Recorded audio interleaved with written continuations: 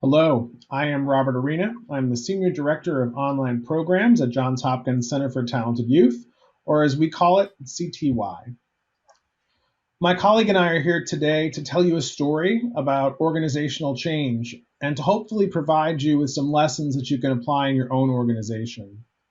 In March 2020, like many organizations, CTY was faced with an unprecedented challenge to the fundamental ways in which we worked and interacted with our students and our families. These challenges threatened the very existence of our organization in ways that had never been encountered in our over 40-year history. Today, we will share with you how our organization came together in spite of these difficulties of a global pandemic to not just survive, but actually to thrive. Hi, everyone. My name is Luke Kasim. I'm the Director of Recruitment for Johns Hopkins Center for Talented Youth, and as Rob mentioned, affectionately called CTY. So in March 2020, as we all know, the world changed. Kids were told to go home and start virtual school. Parents were asked to work from home, and just everything changed. And while our families started working from home and really navigating this new landscape, parents noticed that in addition to what their children were doing, that they needed an extra challenge and they needed more. And for advanced students, that meant looking at CTY as an option in order to give them the challenge that the kids were looking for.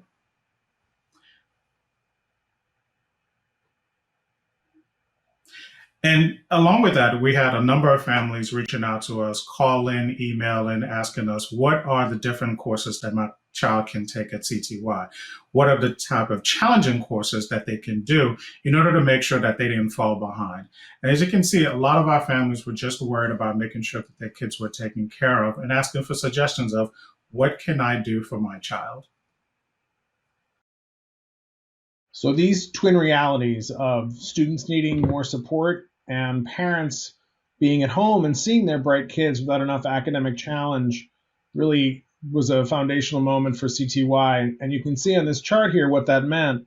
It was a massive enrollment surge. We increased our enrollments 100% year over year, and it really happened quickly. It happened within 2 weeks of everyone going into a lockdown. And so you can see here that we've got 5 years of data that we just blew past in a minute. And that was a really shocking moment for the organization.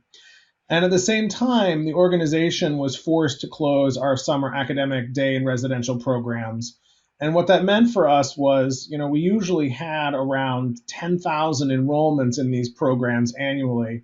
So you can imagine the economic pressure that that's going to put on an organization, having, basically losing this enormous chunk of regular business. And we had to kind of figure out how to adapt to that. And so that was a really huge part of the challenge that the organization faced.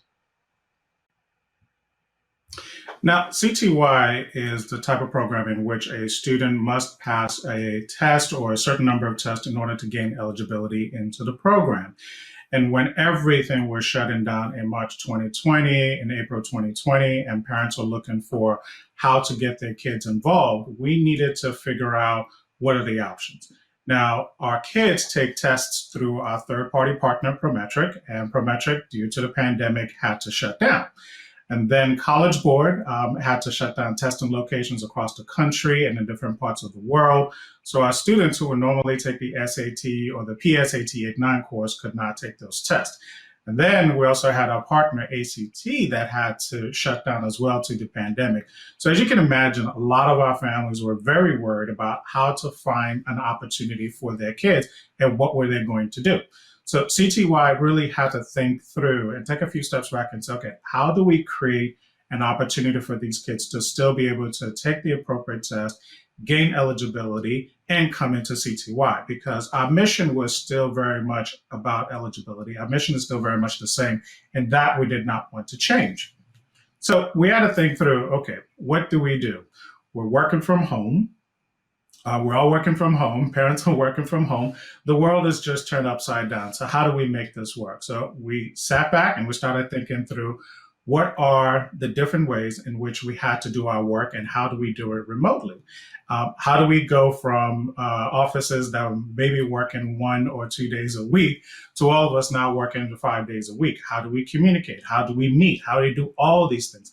So a lot of the same questions that I know everyone across the world was thinking about and trying to figure out. So C2Y got together and we started thinking through what are these options that we can put on the table, not only for us to work differently in this new space, but also these options to create in order to meet our families where they were. The biggest sort of initial challenge that we faced were, more students means that we needed more instructors to support their learning.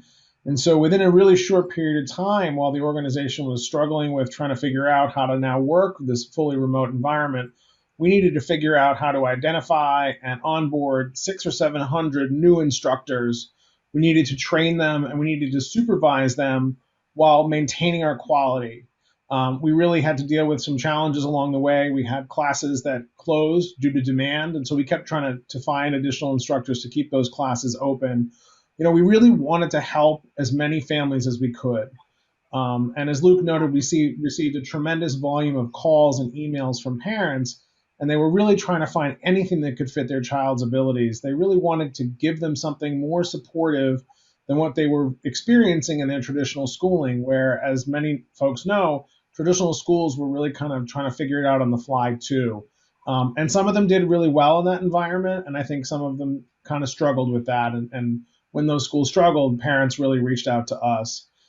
That demand did not abate once school ended and continued all the way through the summer. And we saw an ongoing amount of demand that really was just, as I said, 100% growth year over year. It was just tremendous growth.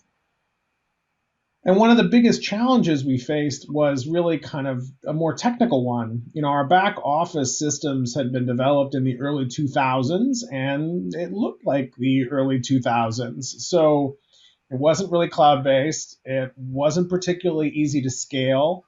We had built a lot of customizations into our systems over the years, and then as systems changed, we would create some workarounds that in smaller volume we could kind of work through. But when you start to double your throughput, you really kind of begin to overwhelm those workarounds. And so you quickly see where your organization suffered and where your organization didn't have the right kind of support it needed. And so that was really challenging for us.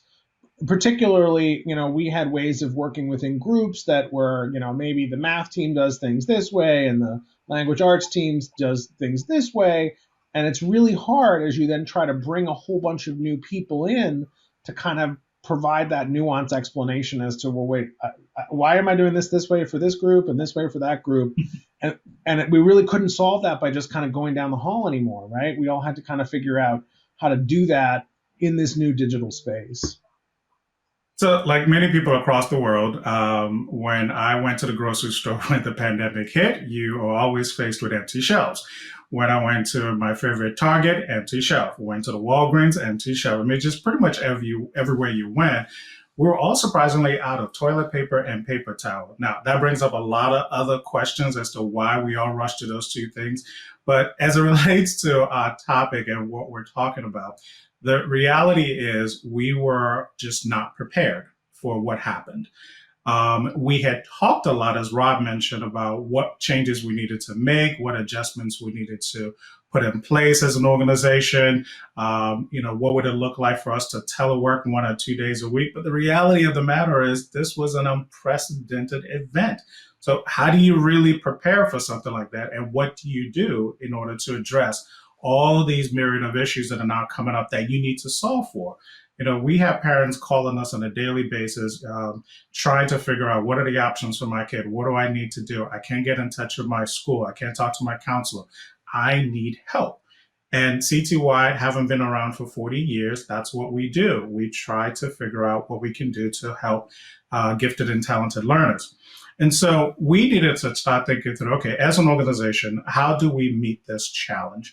How do we advance the small, meaningful conversations that we've had, the plans that we've had, move it from just conversation and actually think through, okay, how do we move this into action? And this required us to really start thinking through, all right, because you can't just walk down a hall and talk to someone and talk to them about how do we solve this problem or set up a meeting or just do the things that are normal when you are face to face in an office environment. Now, how do you create that connection, that engagement in a remote environment? And like many organizations, we also struggled with communication gaps and working with silos. So we had to think through, okay, how do we consciously break down the silos? How do we make sure that the trust that we had spent years building with each other in our communication and our work, how do we maintain that and how do we build on it? So we started thinking through different work groups. How do we create a work group to solve this problem? How do you bring people together, not just from one office, but several offices together to solve the problem? So for anyone who liked puzzles, this was actually a great moment for us to say, okay, here's the challenge. Here are the issues that accompany it. How do we figure it out and what do we do to fix it? And what it also did for us is that it forced us to flatten the structure. So it wasn't a matter of, well, I report to this person or I report to that person or I only do this work or I only do that work. It was more a matter of, well, this is the problem. Who has the skill set to fix it? And let's fix it. And that, I have to say, was a remarkable turn of events working within the organization, because if we did not take these actions, if we did not start trusting each other and relying on each other, we would not have been able to make it through those very, very hard first 3 months on the job of working remotely. So what lessons can you or your organization take from our experience? And so I think some of the things that, as Luke and I have been talking about this over the last few months, there are a couple of things that we want to highlight for you. So the first one is that, incremental change is not always a bad solution if you're in an organization that is resistant to change. So we had been talking about a lot of the things that we did to survive the pandemic in the past. We'd even made some small down payments on some of those changes. So the reality is that the pandemic accelerated those incremental changes into what became much more transformative change. And so the lesson that we take from that is we don't want to accept no change. We want to be able to say, take what change you can get without compromising the core of why it is that you're trying to change. So we probably looked like a lot of nonprofits. We had a dedicated staff that had worked extremely hard over the years. And the environment of nonprofits looks very different than for those of you who may work in a dynamic startup environment or a for-profit environment. Long-term nonprofits have been successful. And so change isn't always welcome. There's the initial response of, well, we wouldn't still be here if we had failed in the past. So we must be doing something right. And so that's really the thing that you have to kind of overcome. And so you can kind of see on the screen some of the comments of, we're doing fine. Why are you making me change what I do here? And I've done my job this way for years without needing to do this. And so why do I need to do this? So the reality is for us, again, we did not take no changes as an answer. Wherever we could, we were making small wins. We were taking the steps we could take, even if we couldn't get the whole organization on board. So we had begun to move to some cloud services. 1 or 2 departments in the organization began to use Microsoft Teams extensively in their day-to-day workings. We moved ourselves out of an email-only culture into a modern cloud-based ticketing system for customer service. When we had a chance to make some major investments in new IT technologies, we did not redeploy a single piece of desktop equipment. Everyone got a centrally managed laptop. And what a prescient decision that turned out to be. Some departments had begun, as Luke noted, to begin to do some more regular work from home. And so each of these individual decisions had put our organization into a fundamentally better place to adapt to the pandemic than if we had made the perfect the enemy of the good. When we all had to start working from home, everyone literally just picked up their computer and went home. There were no desktops. Everyone had a laptop. Today, we have Zoom, we have Teams, our customer service ticketing system. These are all the major backbones of how we got our work done on a day-to-day basis, probably much like many of you.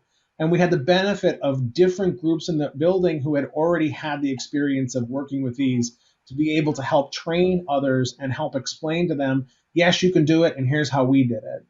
Had we stood still, instead of taking the wins that we could, we would absolutely have been in really deep trouble.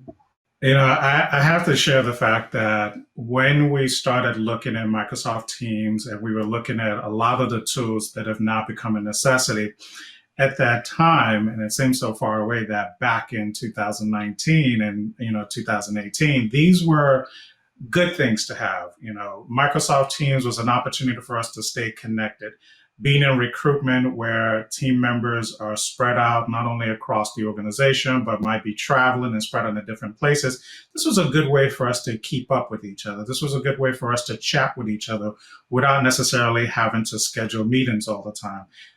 Who would have known that adopting that tool early on, especially in my office, and having my team members get comfortable with it, would put us in a much better position, not only within my team, but also within the organization to start communicating differently.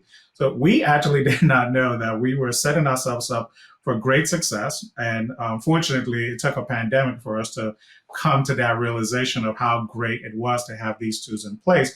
And for many of us to have used it to communicate and to be able to work together. So a second lesson that we definitely want to share is that, when I mentioned earlier about, adopting tools and flattening the organizations, well, the biggest things that we also needed to think through as an organization is, well, how do we make use of our resources? And we're not just talking about financial resources. We're not just talking about physical resources, but we're talking about human resources. There are a lot of great, talented individuals at CTY, and we all pretty much moved in our own pathways. We got the work done when we needed to do, but everyone was very much in, I'm going to work in my area and do what I need to do because this is what I've always done. Well, the world has changed. This was not a matter of a short-term situation. We realized this was a long-term situation and we needed to think and work differently. So we needed to break down the silos. So how do we do that? Well, we start looking at what is the problem that needs to be solved, what is the challenge that's in front of us, and who has the expertise to do it. Not a matter of, this office is only responsible for this. No, it had nothing to do with it. It's about who has the expertise to be able to fix this problem and how quickly can we get together in order to address it, because our parents, our partners, our schools, everyone was reaching out to us for assistance and we just had to figure things out. With the increase in enrollment with our online programs, we're talking about going 100% full than what we had before. So that meant that we needed to redirect resources. We needed to look at our summer team members who were no longer trying to stand up a summer program, who have expertise, many years of curriculum development, presentations, and now we're bringing all of those expertise to online programming and supporting their online program colleagues. Then we had to look at our human resources and say, okay, what type of support do you need in order to be able to hire a much larger number than we've had to do in the past? We had to look at the communications teams. We really just had to think beyond what we've always done and how it's always worked, and really think through and say, what do we need now and how do we position this organization to be successful? And how do we put ourselves in a position to respond to the demands that were coming at us pretty much on a daily basis?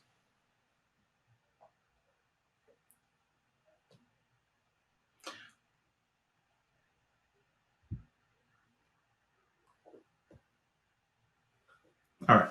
So the key thing that we have to consider is that as we're flattening the organization itself and trying to break down the silos and realigning staff members in order to meet these demands, we needed to really move to a OneCty approach, which in my humble opinion has really brought us together in a way that I'd always hoped we will get to as an organization. I'd always wanted us to work together and really leverage our resources. But it was just a matter of fact that there wasn't a pandemic or there wasn't a disaster forcing us to do it, because things just worked out. And so it's unfortunate that a pandemic really forced us to accelerate and move forward on an approach that we had all talked about as a good thing, but it became a necessity for the survival of CTY and to be able to meet our parents where they are. So moving forward, as far as a third lesson, and I mentioned earlier about trust, as we were breaking down these silos and moving people from one area to the other, there had to be trust that was built, and there had to be communication on a level that we had never really done before. senior leadership team, giving them a lot of credit for really saying, okay, how do we continue to move the organization forward, and how do we keep everyone connected? And so our leadership will provide a weekly update. So every Friday at 3 o'clock, we give an update about what's going on.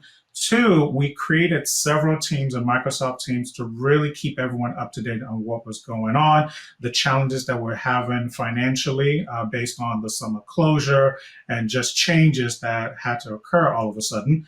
And to make sure that we were still connected, because you can't just walk down the hall anymore, we created virtual social gatherings that were led by senior leaders, that were led by other staff members. We really were just encouraged to continue to talk to each other and to work with each other, which actually helped us connect in ways that we did not imagine. And for one, I can say I am very, very excited about the fact that we took these steps, and these are the steps that help us be organized, and help us be successful as an organization.